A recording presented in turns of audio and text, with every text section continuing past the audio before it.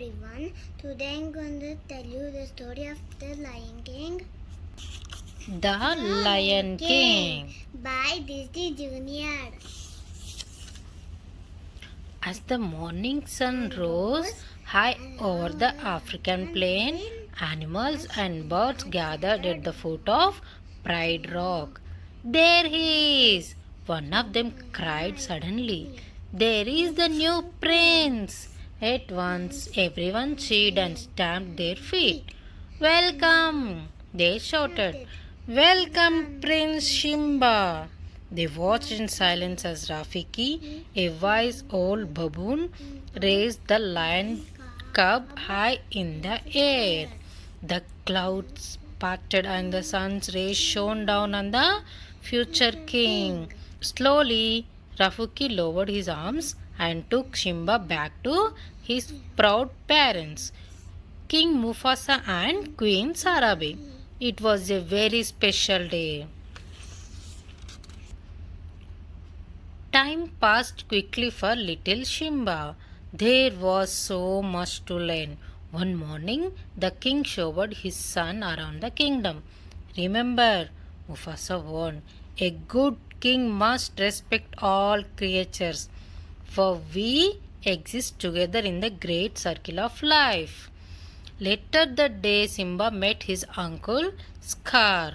The little cub proudly announced that he had seen the whole of his future kingdom. Even beyond the northern border? Scar asked slyly. Well, no, said Simba sadly. My father has forbidden me to go there. Quite right, said Scar. Only the bravest lions go there. An elephant graveyard is no place for a young prince. Simba hurried away to find his best friend, a young lioness called Nala. Even though he knew it was wrong, Simba had decided to visit the elephant graveyard with Nala that very day. He had no idea that Scar had ordered 3 hyenas to go to the elephant graveyard. Scar wanted them to kill the cub as the first step in his plan to take over Mufasa's kingdom. Simba raced across the plains, leading Nala to the forbidden place. Eventually, they reached a pile of bones, and Simba knew they had arrived. It's creepy here, said Nala. Where are we? This is an elephant graveyard, Simba cried. He was about to explore a skull when he saw Jaju, his father's advisor. You must leave here immediately, Jaju commanded. You are in great danger. But it was already too late. They were trapped. 3 drooling hyenas had surrounded them, laughing menacingly. Simba took a deep breath and tried to roar, but only a squeaky rumble came out. The hyenas laughed hysterically. Simba took another deep breath. Roar! The 3 hyenas looked round into the eyes of King Mufasa. The hyenas fled, howling into the mist. Mufasa sent Nala and Jaju ahead and walked slowly home with his son. Simba, I am very disappointed in you. You disobeyed me and put yourself and others in great danger. Simba felt terrible. I was only trying to be brave like you, he tried to explain.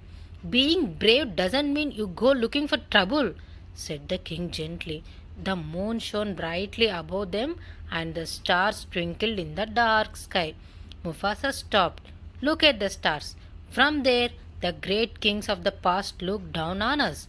Just remember that they will always be there, guide you, and so will I. Simba nodded. I will remember. Meanwhile, Scar had devised another plan to get rid of Simba and Mufasa. The next day, Scar led Simba to the bottom of George and told him to wait for his father. Then the hyena started a stampede among a herd of wild beasts, rushing them through the George towards Simba. At that moment, Mufasa was walking along a ridge with Jaju. Simba, he cried, I am coming. The king raced down the gorge and rescued his son, but could not save himself. He fell backwards onto an overhanging rock as the wild beast swept by him. Looking up, he saw his brother. Scar, help me! He cried. But Scar just leaned over and whispered, Long live the king. Then pushed Mufasa into the path of the trampling wild beast. When the stampede was over, Simba ran along the gorge to his father's side. Father, he whimpered, nuzzling Mufasa's man. But the king did not reply, and Simba started sobbing. Simba, said Scar coldly, what have you done? This is all your fault. He lied. The king is dead, and you must never show your face in the pride again. Run away and never return. As Scar returned to take the royal throne at Pride Rock for himself, Simba stumbled exhausted and frightened through the grasslands towards the jungle. He took a few more shaky steps and collapsed. Hungry vultures circled above him. Eventually, Simba opened his eyes. A warthog called Pumbaa and Timon, a meerkat, were gazing down at him. They gently poured water into his dry mouth. You nearly dead, said Pumbaa. We saved you. Thanks for your help, said Simba. But it doesn't matter. I have nowhere to go. Why not? Stay with us, said Timon kindly. Put your past behind you. Remember, Hakuna Matata, no worries. That's the way we live. Simba thought for a moment and decided to stay in the jungle with his new friends. Many years later, deep in a cave, Rafiki stared at a picture of a lion.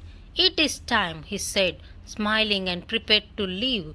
The very next day, Simba rescued Pumbaa from a hungry lion. It was Nala. The two friends were delighted to see each other again. Nala told Simba about Scar's reign of terror at Pride Rock and begged him to return. With you alive, Scar has no right to the throne, she said. I can't go back. I am not fit to be a king. Simba said sadly. You could be, Nala told him. Simba showed Nala has favorite places in the jungle.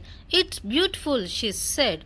I can see why you like it, but it's not your home. You are hiding from the future. She turned and left her friend alone. That night, Simba lay by a stream thinking. He heard a noise and looked up. Come with me, said Rafiki. I will take you to your father. Simba followed him in wonder and disbelief to the edge of the stream. As Simba looked into the water, his reflection gradually changed shape and became his father's. Then he heard Mufasa's voice. Simba, you must take your place in the circle of life. You are my son and the one true king. Then the reflection and Rafiki disappeared. Back at the Pride Rock, the rains had been late coming and the land was parched. The hyenas paced impatiently round King's car. We are starving, they howled. The heads have gone. There is nothing to eat. Storm clouds gathered in the distance and lightning bolts scorched the earth. As the dry grasses caught fire, huge flames swept towards the Pride Rock. A lion appeared through the smoke. It was Simba. Scar longed at Simba, determined to kill his just as he had Mufasa.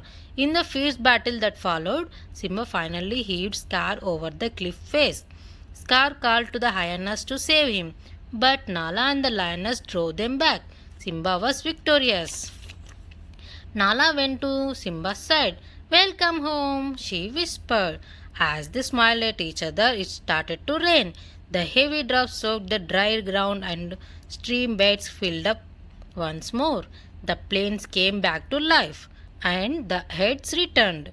One dawn, the animals and birds make their way again to the foot of Pride Rock, watched by the lions, Pumbaa and Timon. Rafiki picked up a tiny cub. He showed the new prince, the son of King Simba and Queen Nala, to the cheering crowd below. That night Simba watched the stars rise in the sky. Everything is all right, father, he said softly. You see, I remembered. and the stars seemed to twinkle in reply.